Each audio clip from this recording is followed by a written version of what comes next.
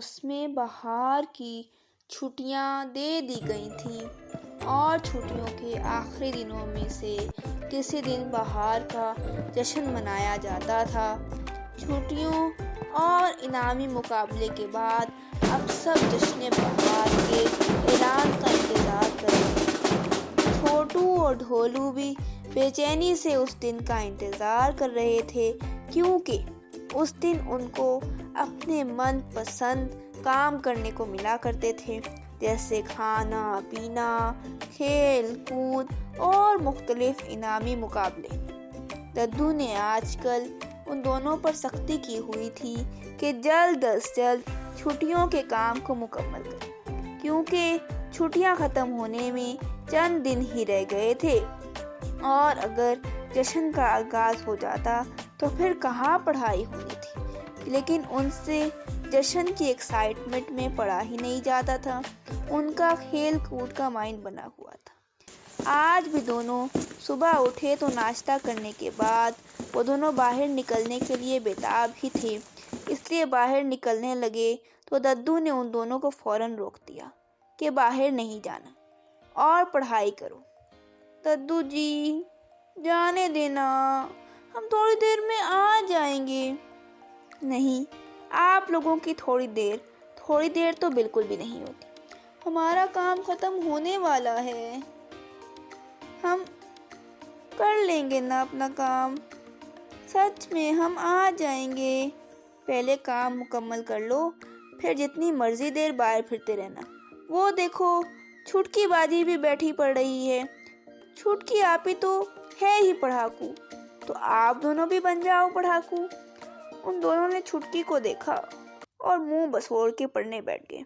दद्दू के जाने के बाद छोटू जल के बोला, आप भी अभी पढ़ने के लिए बैठना जरूरी था क्या?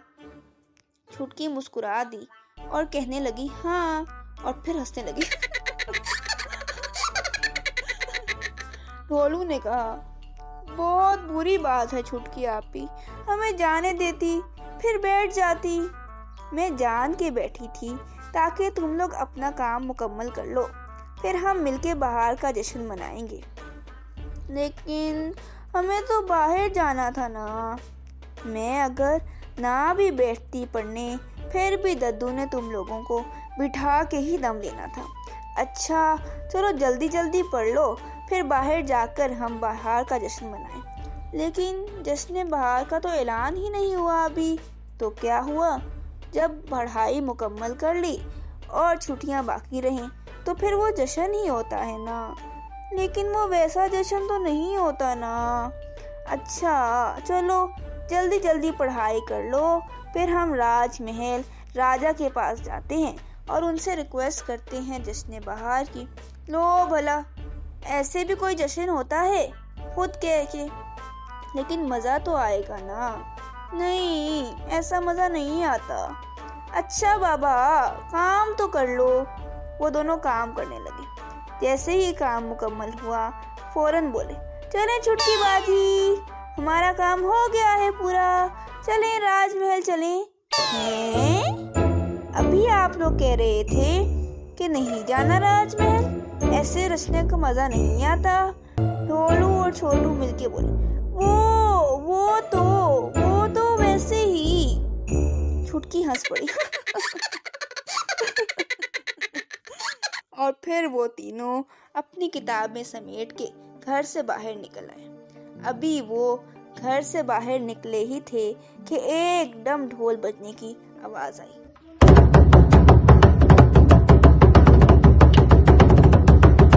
लो, लगता है ऐलान होने लगा। वो तीनों खुशी से चिल्लाए और ढोलची के पास दौड़े। ढोलची अभी तक ढोल बजा रहा था।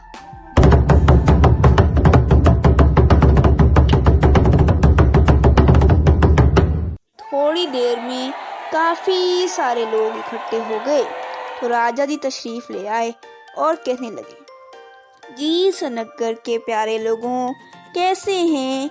उम्मीद है आप सब खैरियत से होंगे। मुझे मालूम है कि आप लोगों को शिद्दत से मौसम बहार के जश्न का इंतज़ार है। कल से जश्न का आगाज़ हो जाएगा। آپ لوگ تیاری رکھیں۔ سب نے خوشی سے تالیاں بجانا اور چیخنا چلانا شروع کر دیا۔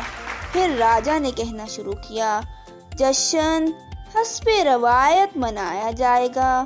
پہلے دن سب پھول پودوں کے بیج بوئیں گے، ان کو پانی دیں گے۔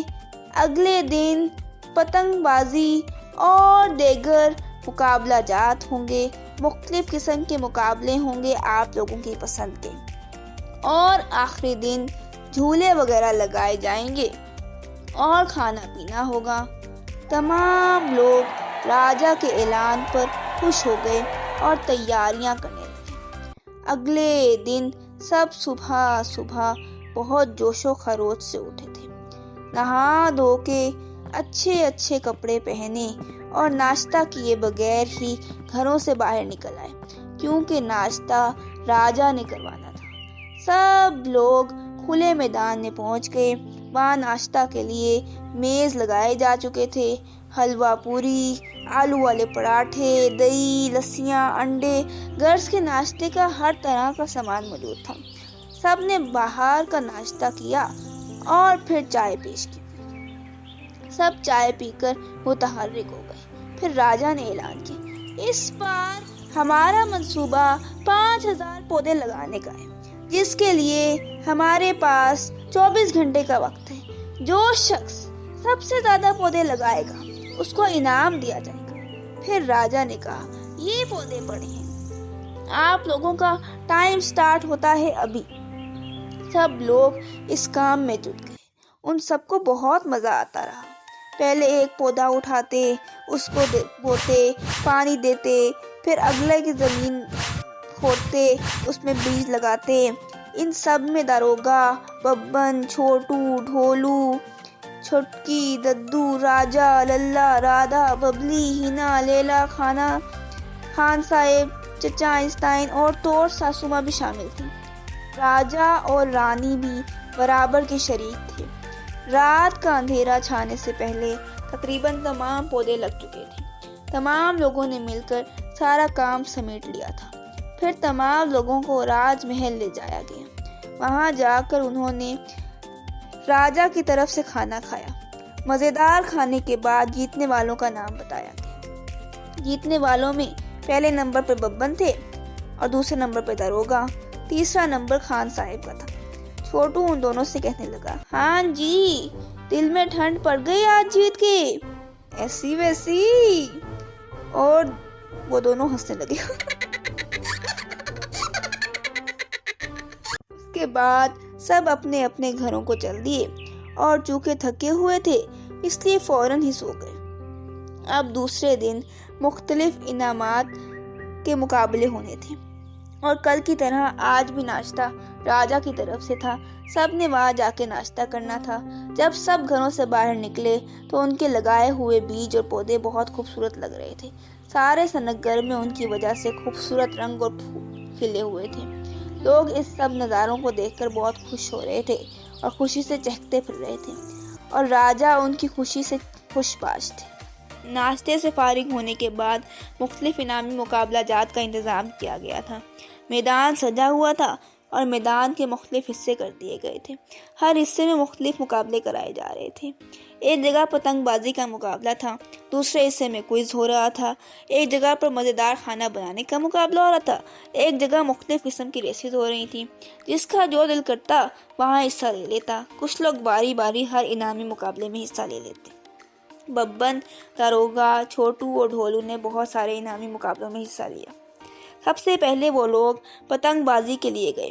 پتنگ بازی کا مقابلہ ببن کے ہاتھ میں رہا اور ظاہر سی بات ہے کھانا بنانے کا مقابلہ بھی ببن نے ہی جیتا۔